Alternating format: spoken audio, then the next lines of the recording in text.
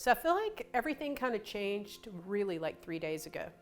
And so I didn't work over the weekend, but going into the end of last week, seeing clients, I did notice, even with friends as well, greater levels of anxiety and greater concern for depression. I didn't notice it yet, but I think people who are prone to depression are going to have difficulty with the isolating, right? Because that's a big part of getting through depression.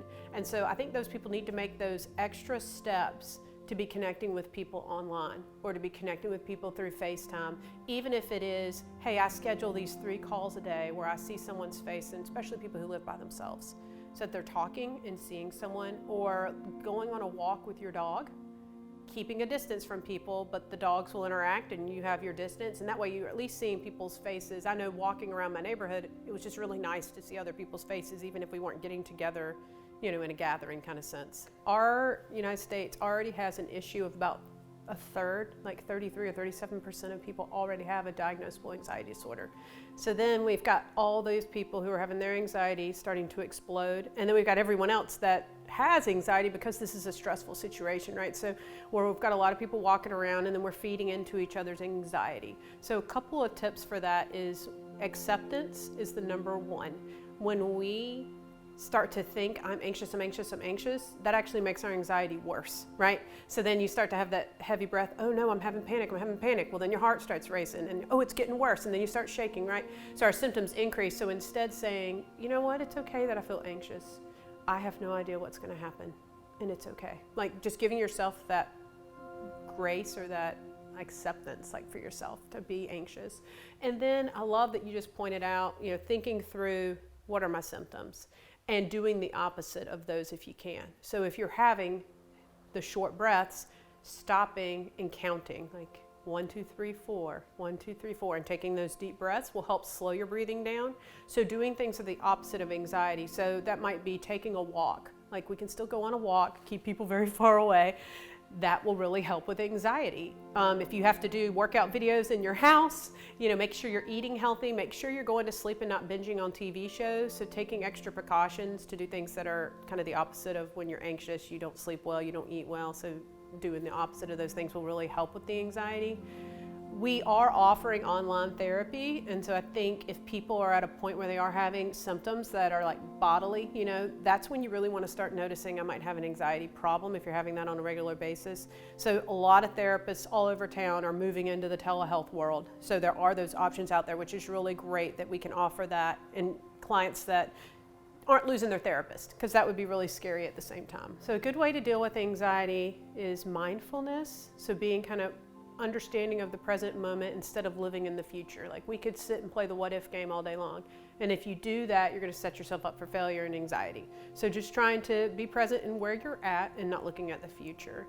And then basing it on the facts. So don't assume what you think might be a fact, like only base it on what you actually are hearing. Now that's becoming a little more complicated as more and more news outlets are getting out there and more information, but trying to really stay in what you know to be true. So, what is true about the coronavirus and what is not true. Like not everyone's going to get it. People will think, oh, well, I'm definitely going to have it because this, that, and the other. Well, that's not necessarily the case. So we want to be mindful and understanding of these are the symptoms. Here's how to be intelligent and smart about it. But don't get in such a panic that that's all you're thinking about. Being able to take deep breaths, being able to relax. Journaling is really important. Talking to people. Don't isolate yourself in the sense of you can still pick up the phone or get on a video chat, because those things will keep you more level-headed instead of kind of getting in your head and then it's circling around. Like getting those thoughts out will be really helpful. So it's the same kind of things that we would do anytime that we have anxiety.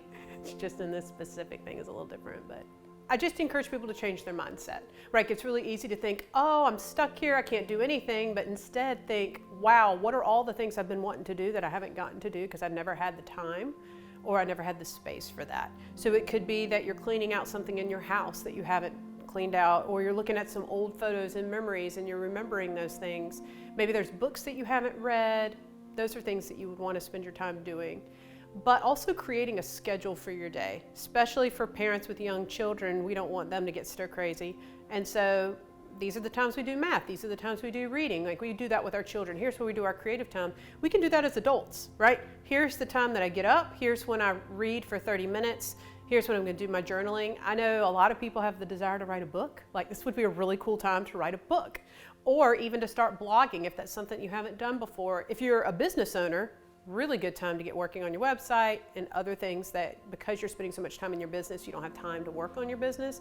So start thinking about the things you can get ahead on instead of thinking about what you're behind in, and really use this as a time to kind of slow down, rethink, and put your time into some other things. Being able to turn your phone off while you sleep, not letting yourself get these messages during the night, because sleep is one of the biggest things to keeping you sane and less anxious. Doing things that decrease the anxiety, like we're talking about exercising, even if you can only exercise for a short time, or having moments of silence or meditation. There's plenty of apps that you can download that are like meditation apps, or a lot of people in their car will spend that time with no radio to have silence because they've been getting bothered all the time. So even if it's 5 or 10 minutes, if you practice that on a regular basis, your overall level of anxiety will be lower. But I also think having someone to talk to can help too, because we kind of store all this stuff within us. So if you have a parent or a therapist or a spouse or just a friend that you can call for a few minutes a day that's outside the situation that you can kind of dump it on, I think is really helpful in that. Well, I definitely want to encourage the social distancing and how important that is. And so it's really easy for us to break those rules because we don't want to follow rules, or we don't want to be quarantined to home. But if we don't, it's going to make it worse, and this is going to last even longer. So this is the best way for us to keep it shorter, but really trying to change your mindset that this is an opportunity to do something different instead of thinking it as I'm in a jail cell against my will. So I hope I look back on this time and see some progress that not only I made personally, but in my family relationships and in my business, because I'm going to use this time to make those changes.